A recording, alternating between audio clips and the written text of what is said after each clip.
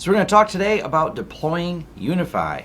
And if you didn't notice by the playlist, we love UniFi. We've been really happy with their product line. We've been using them for a few years now. Their stuff just is solid. It works great. It's been some of the most trouble-free Wi-Fi deployments we've ever done. And we've messed with a lot of different units, and we've settled on this one a while ago, and I have no regrets. The software works great. They keep coming up with new versions, and the hardware is solid. We've only ever had, and I'm talking out of just tons of these we deployed, a single brick go bad. We've never had a UniFi unit go bad. And that's weird to me. And I say weird because you just see a lot of failures with hardware. We have not seen failures with these hardwares for the ones we've deployed. I've seen a couple people talk about it and heard rumblings about it, but I have not myself experienced them. And it's a lot of them we've deployed in places, and I've been absolutely happy. Also, all the firmware updates have gone really well. Now back to the actual deployment process. UniFi makes this absolutely simple. The workflow is easy, and that's what we're going to walk you through. Is kind of our workflow for doing this. A couple prerequisites. Now, the way we do it, and this is the easy way to do it for us, because it's all in the same network, is we have a self-hosted UniFi controller here in our office in our server stack. The process is going to be a little bit different. There's a join process, which I believe I've covered in one of the other videos, where you have to type in the URL, and you can use some of the UniFi tools to do that, like to discover them on your network, put in your URL. Now, it's really important that you set up a URL for these. Your URL should be, maybe unify.yourcompany.com. I have had people reach out to me for help. Other IT companies are like, we kind of set it up by IP address. And I'm like, that is a horrible idea. They said, yes, we've realized that because we have a new IP address and all of our controllers aren't talking. That means you have to go in and start manually changing things, which is just a real pain in the butt. If we were to change IP addresses, I would simply make a DNS entry to update the URL it goes to, and the Unifis would not care. They are not tied to an IP address. They're tied to a URL .ourdomain.com. Therefore, easy to make changes. So the process for us, and this is one of the reasons I like having the self-hosted controller in here, is even easier. When you have a self-hosted controller, and that controller is on the same network with DHCP that you're going to be plugging these into, and we have that configured here, we're simply going to plug these in. It will find them and insert the proper URL. Now, a couple prerequisites as well. Having a URL that resolves internally to your UniFi server. That's often referred to as Nat Reflection. pfSense makes that really easy to do because it sees that you're trying to access an external URL that it realizes it has a port open for, and it goes, oh wait, that's this internal server, and just redirects it there. So if however your firewall may be configured to do that, it's often referred to as Nat Reflection. I've heard it called a couple other things. I can't remember the entire list, but basically it's so things externally resolve to the proper internal servers. This is a definite must that you need to have set up internally if you want to do what we're doing. Now what we do is once we have the planning phase done, we've went to the client, and sometimes we will do that by simply taking a unit out there. I know UniFi's got these really cool heat maps, and those are helpful, but you don't always have the x-ray vision to know what's in the walls, what was in the walls, especially if the building's old and been remodeled a couple times, whether or not there's some rebar in the walls when there probably shouldn't be, but some buildings, especially here in Detroit, are really old, and there's all kinds of randomness. So sometimes when it comes to the evaluation side, literally we take these out, plug them in, and do a little bit of testing. It has a little bit of work on our side, but it also gives you extremely good insight to how these are going to perform for the client. And we've just done things, put these on shelves and seen how far they would reach. We did a church that was built right around early 1800s, and so part of the proposal was coming out there. We took the Wi-Fi, set it up in the church, and we realized there was just no way to go through whatever mystery was in these really thick walls. The church is amazing, it's beautiful, but it just doesn't really offer good Wi-Fi service. So we had to put a couple in there, and same with a lot of flooring. Sometimes you can get away with, when you have a 2-floor building, when you put them on the ceiling, it comes right through the floor perfectly fine. Any newer building, that's not a problem. We've a lot of times put in single UniFis in the ceiling, and the upstairs offices have perfect access and no problems. But if you're dealing with heavy industrial buildings, complete problem. We have a client who has an industrial warehouse, multiple tiers.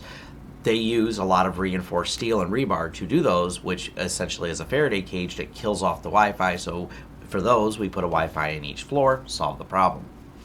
So The deployment itself, though, this is what's nice. Once you've determined, okay, we need 6 Wi-Fi for this particular client, whatever that number might be, you've evaluated, you've got the Wi-Fi in, now you want to get them adopted. This is where UniFi has made this process very simple. Now, what we're going to do is, from a process standpoint, I'm not going to show you all the Post-it notes because they're not real relevant. We'll put some Post-it notes and rebox these once you're adopted. And those Post-it notes are going to say, this one is for the front office, this one's for the back office. As we adopt them in our system, we're going to create a client profile, and then we will adopt them in with those names. And then when my on-site guys go to install these, they know exactly where they go. Obviously, this is really easy if there's a single Wi-Fi, but most of the time, if you're dealing with any larger companies, it's there. Now, once these are deployed on-site, they're going to automatically phone home here, because when we adopt them here, they're going to put that URL in. And that is what makes the management so simple with UniFi, because then they all come up on our dashboard. We can control them. If they're saying things like, hey, this Wi-Fi problem or that Wi-Fi problem, we can see what's connected, we can see what rate it's connected at, we can see the speed it's connected at, and then start the troubleshooting. We're going to go to my office in a minute and kind of cover that part of it. But the first thing is, we get these out of the box, get the adapters out of the box, and we have some network ports behind me, and I plug these into the network ports, and it's going to show up on our list. Because this subnet is the same subnet that my UniFi is on, we have plugs ready to go and a DHCP server ready to go on that particular network segment, so these can be put in there. And how this works, the DHCP range is pretty broad, so I can program several hundred at a time if I want, until we run out of IP space. Then we can disconnect them and start over again. When the IP address is changing this, UniFi doesn't care, because they all phone back to the URL and start sending the data back. And because they're initiating the connection, we have firewall ports open to bring the data in, but they initiate the connection. So unless you have aggressive firewall filtering, generally speaking, when we plug these in at different offices, they call us and it's no problem. And we have a lot of deployments in restaurants and things like that, and same thing. As long as they don't have any aggressive firewall filtering on the egress side of it, so they can't get data out, or they lock it down to only certain ports, we're good. But the ports are documented that it uses, so if you do have a client that has a very restrictive firewall, easy enough to open up the external ports so you can get outgoing traffic out for these.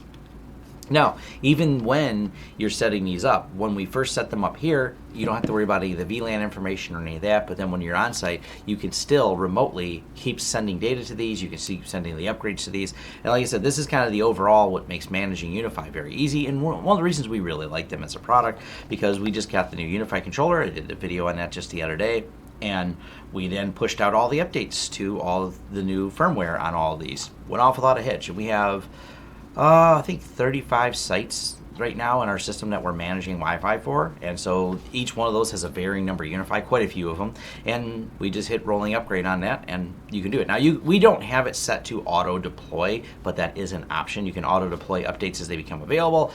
The problem with that is people may get very aggravated because it takes it down for just a couple minutes while it does the firmware upgrade. You may not want to do that in the middle of the day, because someone's going to notice that their Wi-Fi reset, and it's going to be aggravating.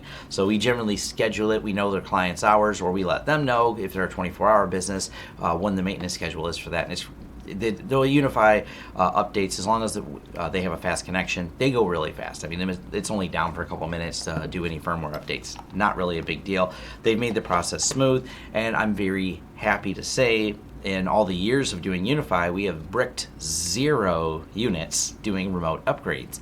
We've even dealt with some lossy connections, and it seems to have a good verification process.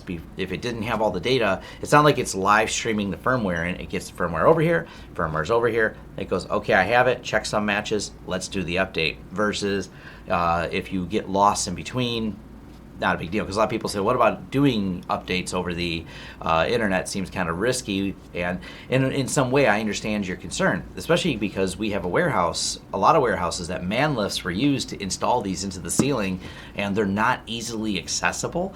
So obviously if something goes wrong, we got to get a man lift out there to fix it. So there is that nail biter when you're doing the updates, but knock on wood, the company has been solid. The updates, some of these places have been installed for a couple of years, and we've pushed every update, not a problem. Now, if you don't know from the other videos, I'll cover real quick. This is a Unify AC HD. This is one of their higher end, high concentration models. The other nice thing about Unify is mixed networks. We have a mixed network that we're going to be updating soon. It's at a stadium, and that stadium has a mix of internal Wi-Fi for some of the areas that are inside the building, and then the outside building. All the same. Unify, kind of like their name implies, unifies all of this. So we have the same Wi-Fi ranges, the same units, all under one customer client profile. So we're pushing updates to their outdoor units and their indoor units. And in a lot of special cases, we've used their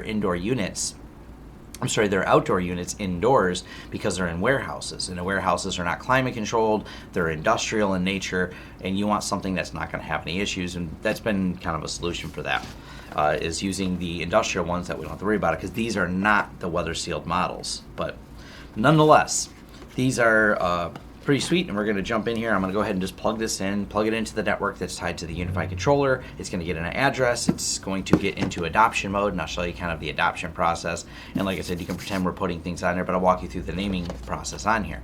That way I can show you, like, this is the adoption part, then I'll show you the software part, and this is really how easy it is to deploy Unify.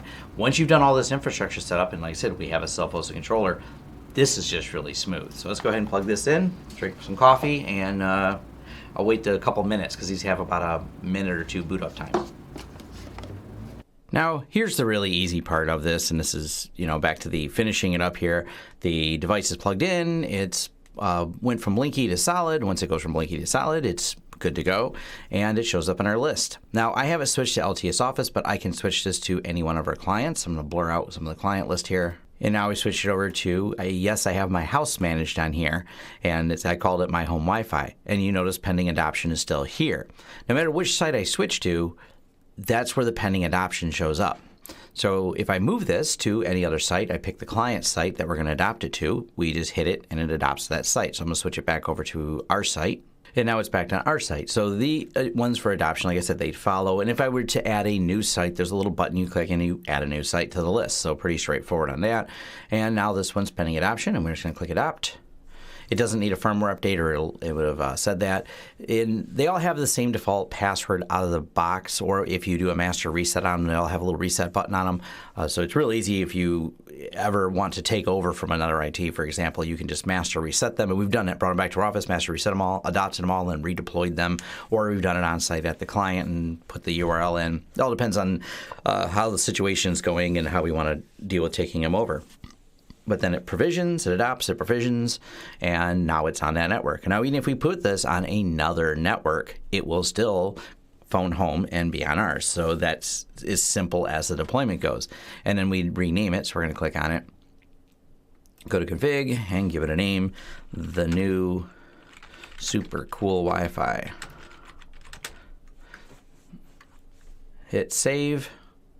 Done. Now that has a name, and we would then, as we adopt these, we'd put them on there, and they change color, and we'd stick a post-it note. All right, this one's going here. And I'm doing this from my office, but normally, like if we're doing a bunch of them in a row, we may have them sitting in our conference room doing them, and we'll sit there with a laptop as we're adopting, and we know which ones are which, and we just put post-it notes on there, and away you go. And now, once these are all configured and are up to date, I can just unplug them all, and I'll get an error in here because it'll realize that it's unplugged, and boom. That's it. We take them to the site, deploy them, turn them all on, and we are good to go. That's it. We now have deployed them all to our clients. So it's really simple. We'll cover one other little thing. Move my head over the way.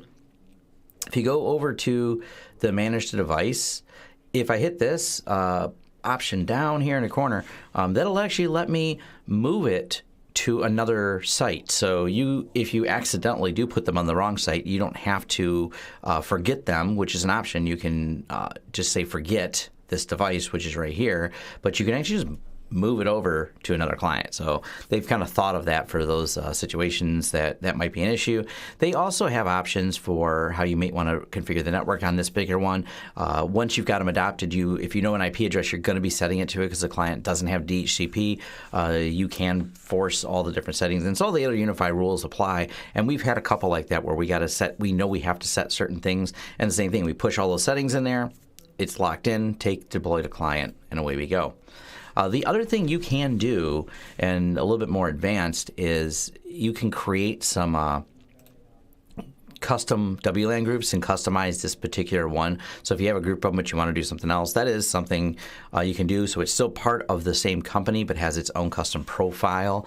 That is another option there. But like I said, those are really edge cases, and we don't really do that very often. Most of the time people want the same one. And the nice thing is when we have clients who have multiple buildings and different locations even, they want their Wi-Fi to be the same. So we'll actually we have a client that has out-of-state buildings, but they want their Wi-Fi to be the same. So when they take their devices from travel from one location to another, that they log in with the same and everything's universally the same. So when they leave the office in Michigan and head to the office in Nashville, that logs right in.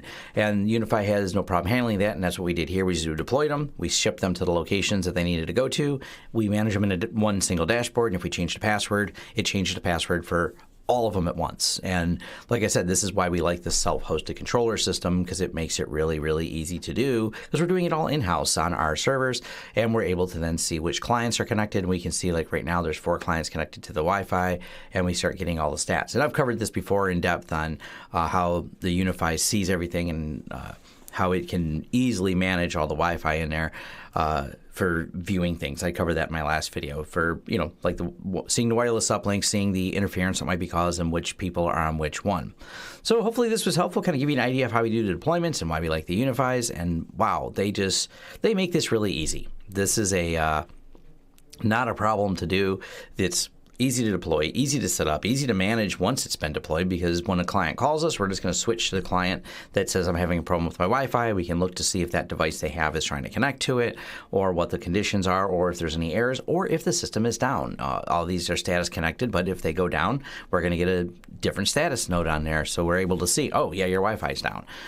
So we can start answering the questions right away, right from one single dashboard for all this. And we know everyone's got Wi-Fi now. So this has been one of the better systems I've seen to do this. The interface is really nice, and the deployment process, it's really as simple as I just described it in this video, which is why we keep deploying the Unify systems out to clients. So hopefully this was helpful. If you like the content here, like and subscribe. If you got questions, leave them in the comments below. Thanks.